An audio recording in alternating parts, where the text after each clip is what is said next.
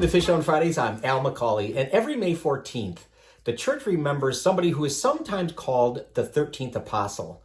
I'm talking about Saint Matthias, and I'll explain why he's called the 13th apostle as we go along, and I would say that term may be used erroneously. So let's look at the word apostle first before we look at the man. The word apostle comes from the Greek, and it means to send or sent. And so an apostle is somebody who has been sent by the risen Christ to preach the gospel. Now, to distinguish between a disciple and apostle, a disciple is a follower. So I am a disciple. I'm assuming if you're watching this, you're a disciple of Jesus. But unless we've met the risen Christ and have been sent to preach the gospel, then we probably aren't apostles. So we use that term apostle sometimes synonymously with disciple, but in a strict sense, it means something different. So let's look a little bit at St. Matthias and why he, calling him the 13th apostle is probably correct. And it has to do with Judas. We all know that Judas, after he betrayed Jesus and turned him in and Jesus was crucified, out of despair, Judas went and committed suicide. So in the technical sense, he was a disciple, Judas was, but not an apostle, because he never stayed around until Jesus rose from the dead to be sent by him. And so you can't really call him an apostle, but because he was such in the close proximity of Jesus, one of the chosen 12, he's sometimes referred to as an apostle. And Matthias is the guy who's going to take his place, and so that's why he's called a 13th apostle. Again, I would say erroneously, but I don't want to split hairs here because I have so few to split. Let's look at a little bit the guy Matthias. There's not much to tell, quite frankly. He's only mentioned once in all of the New Testament, in all the scriptures, and that's in Acts of the Apostles, chapter 1, specifically verses 15 to 26. We're told that the 11 disciples, the 11 apostles, are going to need to round out their number. They want to get back to 12. The original 12 that Jesus had chosen was to fulfill the 12 tribes of Israel. 12 is one of those numbers of perfection and completion we hear about a lot over and over again in the Bible. And 12 has to do with governance, God's governance. And so there were 12 tribes of Israel to govern the kingdom, and now there are 12 apostles who are going to further that kingdom throughout the four corners of the world. And so the apostles knew this, the disciples knew this, and so the 11 wasn't good. They had to have one more. And so the story is that they had to elect somebody or choose somebody from all of the followers that Jesus had. They had to choose someone to take Judas's place. And there were some criteria. The criteria, again, we're told about this in Acts chapter 1.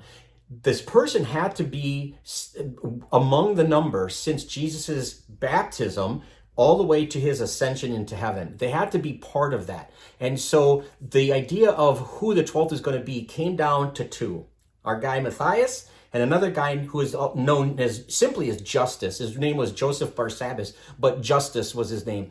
And so the apostles prayed, they discerned over this, they invoked the Holy Spirit to help them make the correct decision, and they chose lots, and Matthias was the guy who was chosen to replace Judas. And so he becomes the 12th apostle. Now, what's fascinating about that is you can call him an apostle because, again, he was there past the resurrection and the ascension of Jesus into heaven. So he was sent, as the others were, he was sent to preach the gospel. But because he was now one of the 12, he was then in the upper room, chapter 2 of Acts of the Apostles, when the 12 men now are gathered and Pentecost happens, when the Holy Spirit comes upon them. So Matthias is endowed with the Holy Spirit every bit as much as Peter and James and John, etc. And so he is one of the 12 now apostles. That's it. That's all we know about Matthias from Scripture.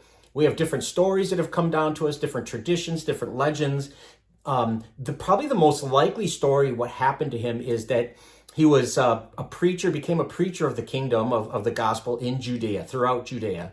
And there's a legend that says he was born in Bethlehem. And so it's interesting to think about that. But at some point, he became so unliked by the authorities that he was tried by the high priest himself, and he was condemned to death. So they threw him outside to stone him, and he was miraculously saved from that sort of death. And so someone grabbed an axe and they cut him in the head, sliced his head off. And so he was killed with an axe. We don't know if he was beheaded or if he was just hit in the top of the head, but he was killed by means of an axe.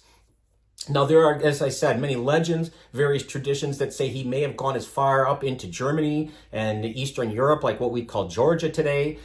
We don't know that. Some legends even say he may have gone south to the northern coast of Africa to preach the gospel, but it's in all likelihood probably stuck in and around the area of Judea. Now, we were also told in the 4th century that St. Helen, the mother of Constantine, who was credited with finding the true cross of Christ, was able to discern where his bones were, where he was buried, and she brought them back to Italy with her. And the bones, his remains, have been encased or entombed in a cathedral or in a church in Padua, Italy, ever since. You know, that which is in the northern part of Italy. So again, that a lot of that's conjecture, a lot of that's legend. We don't know, but what we do know is that he was a man of great faith. Clearly, he was there for the bulk of Jesus's public ministry. He was somebody who was sent by Christ to preach the gospel, and he was somebody who did that even to the point of death. Because of the manner of his death, Matthias is often pictured in iconography and art with an axe, sometimes holding a Bible because his story is told in the Bible and because he preached so fervently the gospel of Jesus. So there's Matthias. If there's any lesson, I think there's a lot of lessons to take from his life, just like all the apostles, is don't worry if people know who you are. We know nothing about him or very little about him, but that's not important because he wanted to live fundamentally for Christ. His relationship with Christ was most important. And so it's a lesson to us is our actions, even our spiritual actions, our prayers and all that kind of thing, is it for show or is it for something to do with our relationship with Christ? What is our fundamental orientation? If it's toward Christ, that's what it should be. It shouldn't be toward fame or notoriety or hey, look at me and what I'm doing. To operate in some kind of anonymity is not a bad thing. It keeps us humble. It keeps us grounded. The other thing I would say is, just like the apostles who chose Matthias to replace Judas, they did this through this process of discernment.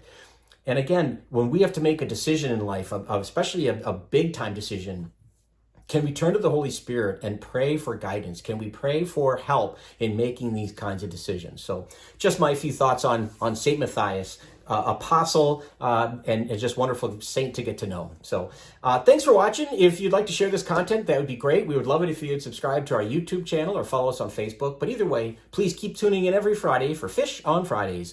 Until next time, please be good to each other and God bless.